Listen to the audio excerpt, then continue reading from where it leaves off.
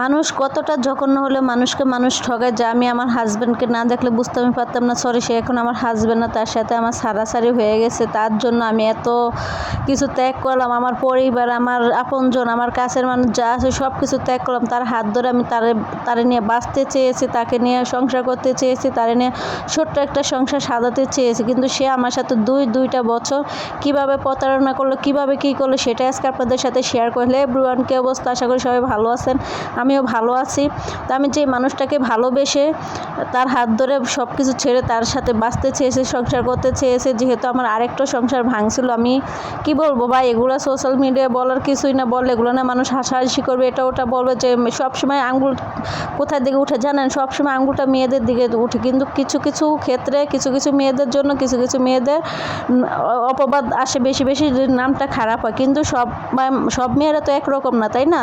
তো সেক্ষেত্রে আমি একটা মেয়ে হয়ে আমি একটা আমার সংসার বাঁচানোর জন্য প্রাণ দিয়ে চেষ্টা করছি যে আমার সংসারটা কীভাবে বাঁচাবো। যেহেতু আমি একটা সংসার ভাঙছে, আমার আরেকটা সংসার আমি কীভাবে ঠিক করে রাখবো না করব, তার জন্য আমি যথেষ্ট পরিমাণ চেষ্টা করি। তারে কোনো কমতি অংশ আমি অবিশ্বাস করি না, বা তার কোনো অংশ থেকে আমি ভালোবাসা কম দিই না। আমি নিজের থেকে বেশি ওরে বিশ্বাস গেছি, বা ও এরকম আমার সাথে ব্যবহার দেখাচ্ছে যে ওর মতো ভালো মানুষ এই দুনিয়াতে পৃথিবীতে আর একটু নেই। তাই আমি তার সেই রূপটা দেখি, তারে এতটা বিশ্বাস করছে যা বলার বাহিরে। সেজন্য এতটা বিশ্বাস করছে দেখে সেই মানুষটার আমি 3 মাস চাকরি আসলাম, তারে আমি ঢাকা শহর বসে বসে একটা ফ্ল্যাট বাসা খাওয়া নাকি কম কথা মনে করে, আমি তারে 3 মাস বসে বসে খাওয়াইছি। তার কোনটা ভালো লাগে, কোনটা খারাপ লাগে, কি সমস্যা না সমস্যা সব কিছু সমাধান করার চেষ্টা করছি। কিন্তু তার বিনিময়ে আমার কী করলো, তার বিনিময়ে আমার সাথে প্রতারণা করলো, আমার ঠগালো, আমার টাকা পয়সা, আমার গয়নাগাটি নিয়ে সে আরেকজনের নিয়ে সুখে সংসার করে দিব্যি সংসার করতেছে। তো আমি এতদিন 5 মাস ভাবছিলাম যে ও মানে কোনো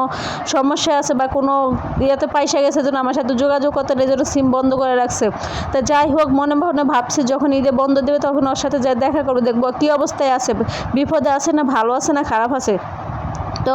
তো আমি এক দেশে তার এক দেশে যাব। গাইবান্ধা জেলা মানুষ এত খারাপ, গোবিন্দগঞ্জের মানুষগুলো এত খারাপ, যা ওরা না দেখলে বুঝতেও পারতাম না। যখন আমি প্রশাসনের কাছে গেছি তখনই উনিরা আমাকে বলছে যে আপনি কোন এলাকায় এসে পছন্দ, কাকে বিয়ে করছিলেন। এই এলাকাটা ওরা হ্যাকারের এলাকা, ওদের ধান্দা এটা। ওরা ঢাকা শহর যায়, মানুষকে পটে বিয়ে করে তাদের টাকা পয়সা আত্মসাৎ করে দেড়গ্রামে এসে বউ বাচ্চা নিয়ে বাড়িঘর করে খায়। কিন্তু ওর যে বউ বাচ্চা আসলে ও কখন আমাকে বলেন, ও বলছে আমার মতো ওনাকে সেপারেট। কিন্তু এখন জানি সব কিছু, কিন্তু যদি আমার কাছে সব কিছু ক্লিয়ার হলে বলতে, তারপর আমি সব কিছু মেনে নিতাম। তারপর তার সাথে আমি সংসার করার জন্য অনেক চেষ্টা করছি, কিন্তু আমি যাইয়া দেখি সে আমাকে ডিভোর্সের কাগজ দিয়েছে, আমাকে নাকি ডিভোর্স দিয়েছে, কিন্তু আমি কোনো ডিভোর্সের কাগজ পাই না। বা আমার আইনের প্রতি এত শ্রদ্ধা, এত ভালোবাসা, আইনের কাজকর্ম না দেখলে বুঝতে পারতাম না। তারা আমার অনেক সহযোগিতা করছে, অনেক করছে, আমার পক্ষে অনেক সাপোর্ট টানছে, যেটা সত্যি সেটাই ন্যায় কথা বলছে, তাই না?